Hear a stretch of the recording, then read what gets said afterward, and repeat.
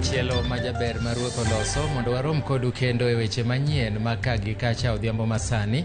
Inyalo tudori kodwa kokalo e laini marwa mar ote machuok ma en 23600.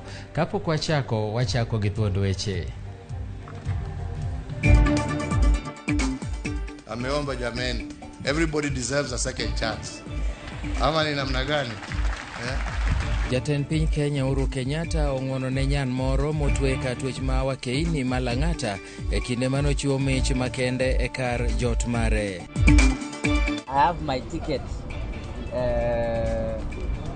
Najua tulikuwa na mambo mingi, but just confirm that I have my ticket and I'm in the ballot. Duond bura mar Jubilee omiyo jawer Kelvin Bahati otiko malaro kom kar chung'od bura ma Mathare. Koro kwaringo adhi kanyo to wayudo ka ng'ato achiel otho adieri kendo wachalo ng'amoko. Kaito bila ma Homa Bay timo nonro e wi tho mar jal moro mane ringre okwany e ode e kar dak ma Marina.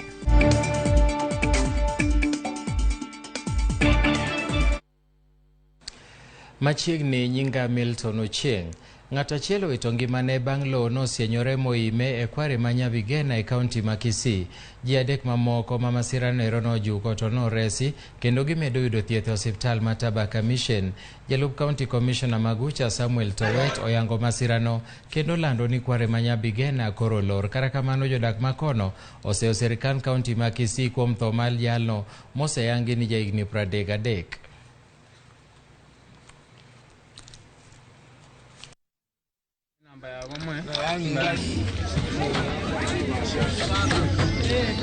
Kupoteza maisha ni kitu cha uchungu sana, na nataka tusaidiane, na nataka niwapongeze pia kwa sababu vile mlisaidiana na hawa ndugu zetu wa excavator wenye wanatengeneza hiyo barabara.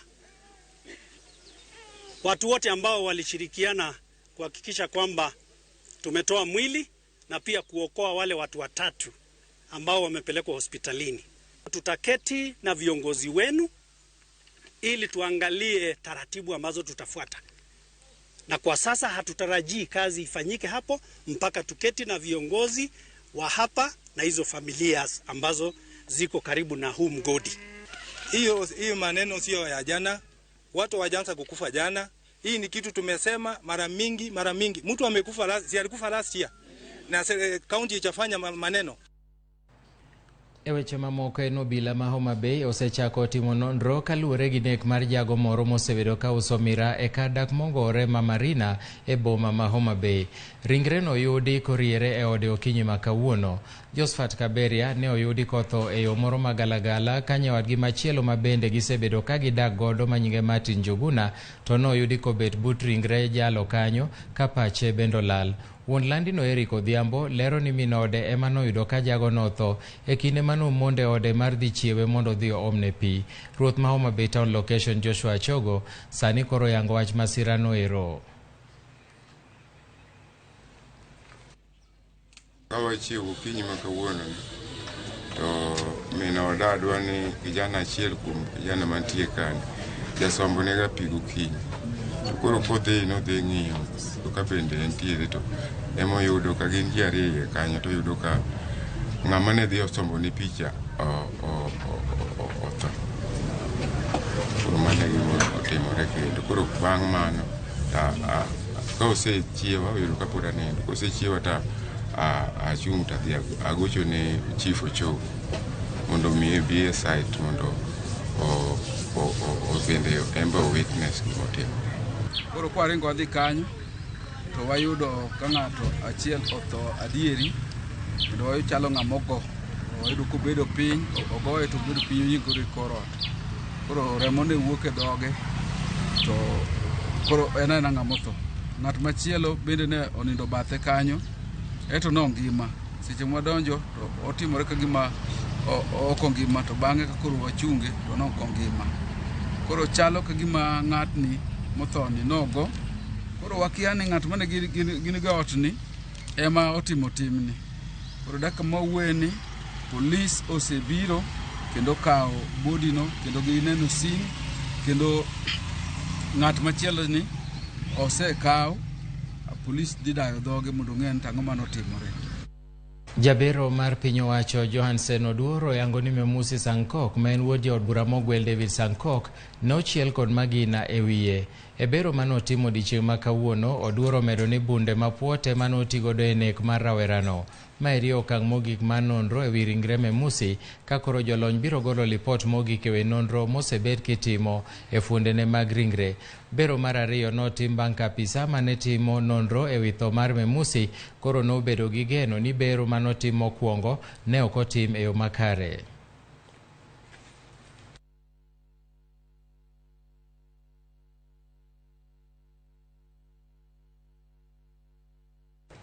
Wadhi nyaka e kaunti ma Kisumo kama johala moko ogolo ng'ur kaluwore koda chenro mar pogo kuonde timo ohala e chiro ma Kibuye.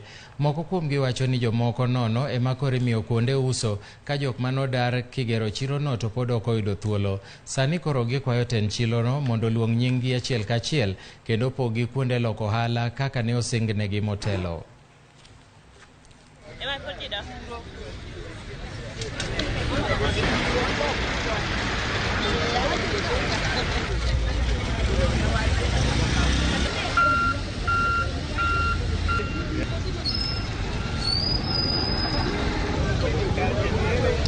Chopo manokero ji duogo Kibuye nondik nying wantie nyinge mag joma nokaw Kibuye to kaka nokaw nyinge mag joma nokaw Kibuye go koro kanyo wachopo kar kat waneno ka gima ng'ikruok moro dwa betie matin.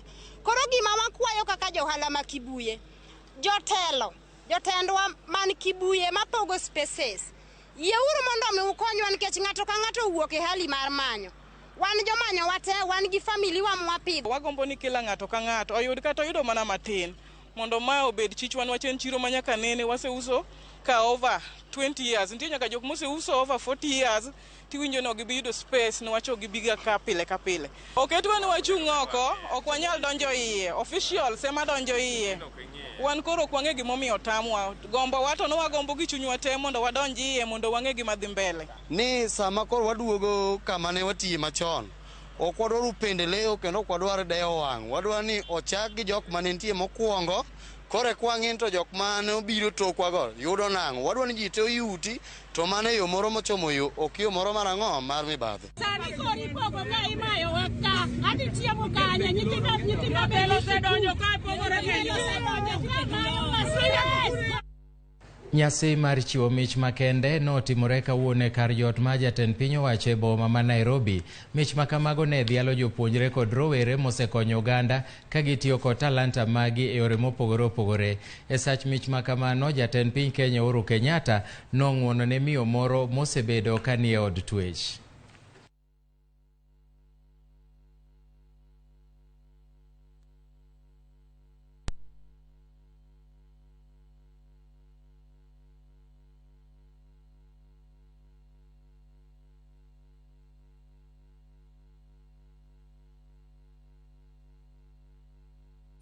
Ule mfungwa. Oh, nimekuona.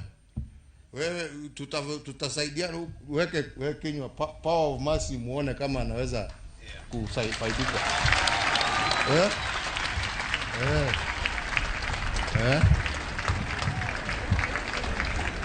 Tuone kama anaweza ameomba jameni. Everybody deserves a second chance. Ama ni namna gani? Na kijana hapa wewe utaniona baada ya kazi. Tutapangana hapo nyuma. Unione kando. Sawa? Na wewe unatafuta nini? Oh.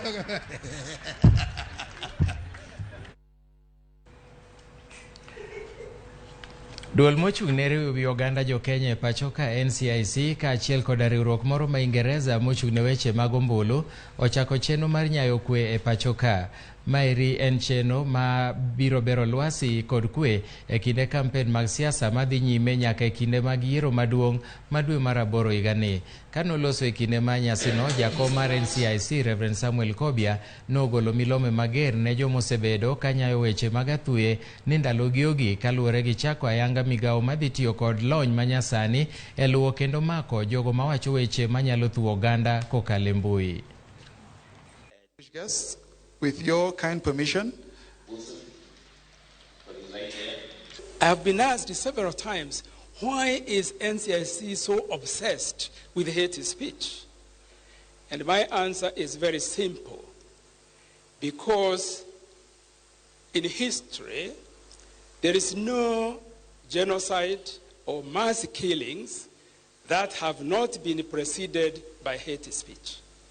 That's where it starts. With the establishment of this multimedia center, hate mongers should know that they are being put on notice and they are warned, and that they can't continue to hide behind social media and they do things they are doing with impunity. Gie kinde no kweth mar Azimio la Umoja One Kenya Alliance podogo tach kadho wadh nam chumbi kaka wuono giluoro gwenge mathoth mopogore e kaunti ma Kwale. E kinde gi josiasa machwalo kampen mag Raila Odinga nitiere ka chung'ul bura ma Kinango ka bang'e to gibiro sudo nyaka Msambweni odiechieng' ma kawuono no. To gie kinde no ero bende duond bura ma Jubilee koro yweyo piwang' Kevin Bahati malaro kom kar chung' od bura ma Mathare. Kevin Bahati nomiyo tiko kod jagoro maduong' ma duond bura ma Jubilee Jeremiah Kioni kawuono. Kioni bende noseyo tend UDA kaluwore kod chenro matelo ma jo UDA nyocha nosingo jokanyo. Happy to have Bahati with us as a young man, representing everything that you think about this country in terms of even people who work hard from nowhere. Yes,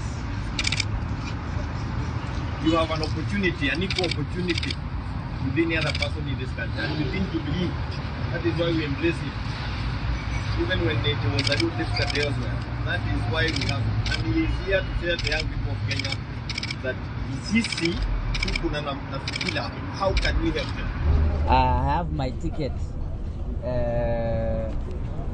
Najua tulikuwa na mambo mingi, but just confirm that I have my ticket and I'm in the ballot as and I'm in the ballot with the Jubilee ticket, and I can promise that I'm the next member of parliament, Mathare, and thank you so much.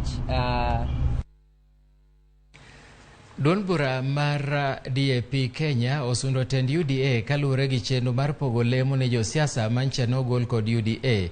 Jo DAP Keigo eko wacho ni UDA ne kwedo twak ewi chike mag BBI to koro gituch ka gichwalo paro mar yaro thuolo ne josiasa masiro William Ruto e ng'we laro kom tend piny Kenya. Gie kinde no jachung' e kom gavana ma Trans Nzoia George Natembeya oyango miyo kaka jalupne e ng'wech mar laro tend county no. Yule mtu ambaye tumeidentify ni mtu ambaye mawazo yake, vision yake inawiana kwa karibu sana na yangu. Yule mtu ambaye anaelewa tunataka kufanyia Trans Nzoia nini, na mimi niko na hakika kwamba atakuwa msaidizi wa karibu kwangu. Nilikuwa nimepromise ya kwamba tutaweka mama akuwe DG, kwa sababu kwa muda mrefu pia wamama hawajawakilisha kikamilifu katika ngazi za juu katika utawala wa county. I want to confirm to our people in Trans Nzoia kwamba kumteua deputy kuwa mama, it was not tokenism. For me, I think it's a win to the women, it's a win to everyone in Trans Nzoia, and working with the incoming governor, for me, we have a lot of confidence that we're going to do and bring a lot of changes. So we commit to this, and we want to assure the people of Trans Nzoia that you're going to work with everybody. It's going to be an inclusive government. So leo nina furaha kuambia Natembeya na Philomena ya kwamba you offer hope to the people of the great county of Trans Nzoia. And may I congratulate you for the decision you have made. George, first of all, for picking a woman. You are the first in the Republic of Kenya. Moko kuom jokanyo mag duond bura mar ODM dwaro ni mondo mi oket chik mar gayo kinde telo mag jood bura mana kaka mano mar jatend piny Kenya kod mano mar gavana mondo mi ochiw thuolo mar telo n'oganda mawuok e dhoudi mopogore opogore kinde ka kinde. Kane giloso e boma ma Bondo e bwo tend Rosemary Ngesa, giwacho ni ka jong'ad bura ma Bondo osebedo ka ikete mana ka itele kod mana jogo mawuok kamoro achiel kuom thuolo mar higni 55 gima osetuono jomoko thuolo mar telo kata obedo ni winjruok nosebedo mar mondo mi telo oluorre e kind dhoudi.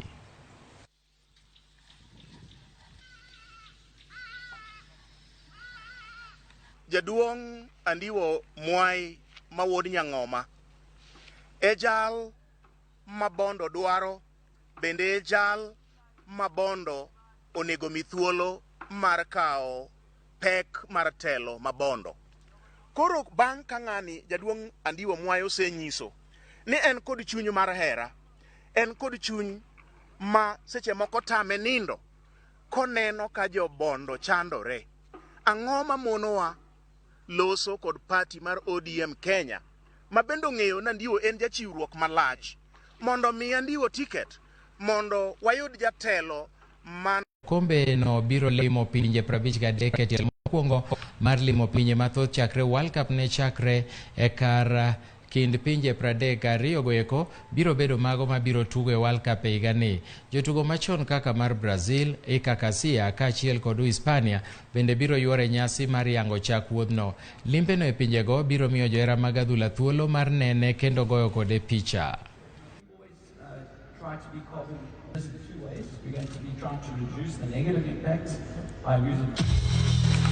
E weche mamoko ni jotugo mag adhong' ma jo Kenya kidieny mar Weche nomedo bedo kod kinde matek e piem madhi nyime e Istanbul e piny Uturuki kapok giyudo loch moro amora nyaka sani.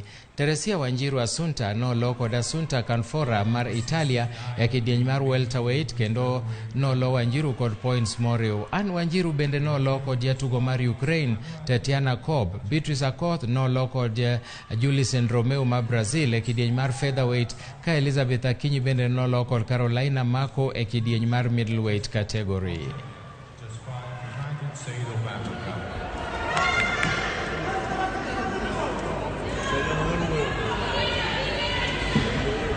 Into the red corner, please welcome boxer from Turkey, Esra Özcan.